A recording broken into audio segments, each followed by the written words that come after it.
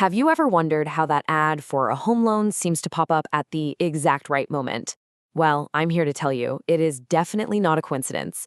It's actually a really complex and honestly pretty fascinating system that lenders use to find their next customer. So today, we're going to pull back the curtain and break down exactly how they do it. You know the feeling. You're just scrolling on your phone, minding your own business, and bam, there it is, an ad for a home loan that feels so perfectly timed, it's like it's reading your mind. It's not magic. Lenders have this whole playbook designed to reach you the very second you even start thinking about buying a home. And here's a little peek at that playbook. You see, banks and housing finance companies, you'll hear them called HFCs, they use a huge range of channels to find people like you and me. It's this whole mix of old school, boots on the ground sales tactics and really sophisticated, modern digital targeting. Let's get into how each one actually works.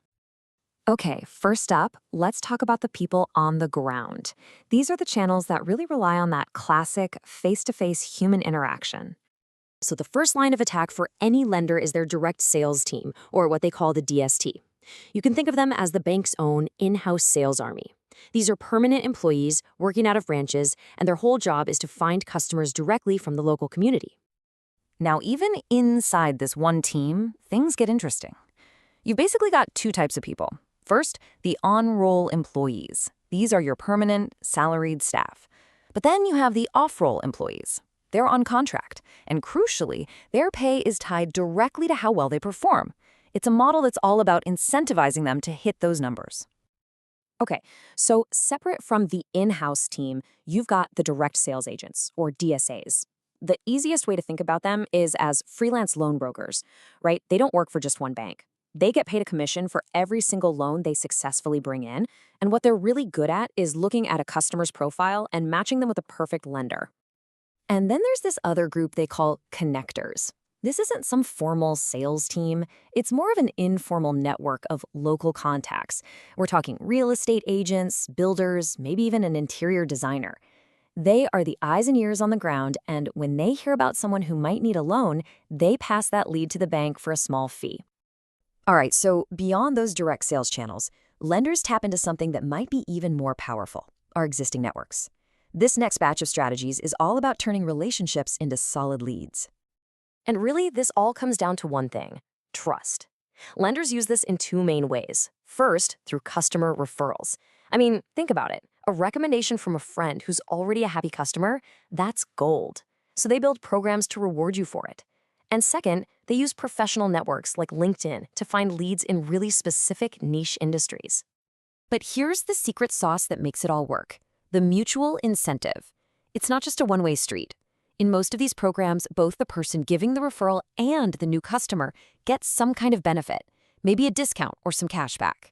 This little tweak turns simple word of mouth into this powerful, self-sustaining marketing engine. Okay, so we've covered the personal touch. Now let's take a leap into the massive, data-driven world of digital marketing. This is where things get really interesting in terms of scale and precision. And man, this digital net is cast incredibly wide. We're talking everything from big, flashy TV campaigns that are all about building brand awareness to those super targeted ads you see on Facebook, Instagram, and Google. But they also use some surprisingly simple and clever tactics in this digital age. This brings us right back to that question from the beginning. How did that ad find you? Well, this is how. Digital ads on platforms like Google and Facebook let lenders get incredibly specific. They can target you based on your age, your income, where you live, and even your online behavior that hints you might be thinking about buying a home. Now here's a tactic that's kind of a clever mix of low-tech and high-tech: the missed call campaign. You might see an ad on the side of a bus or on a billboard with a phone number. All you have to do is give it a missed call. It's simple, it's free, and you've just raised your hand and said, "I'm interested." The lender's team then has a nice warm lead to follow up with. Lenders also do something really smart. They go where the customers are already looking. By partnering up with big real estate websites like 99 Acres and Housing.com, they get to reach people who are actively searching for a property. At that exact moment, you are the perfect person for them to talk to, and they'll pay to make sure their ad is front and center. All right, for our final piece of the puzzle, let's talk about the big leagues: strategic alliances. This is all about lenders embedding themselves into other huge ecosystems to create a constant, steady flow of customers. So, what do these partnerships look like? Well, you've got a few main types.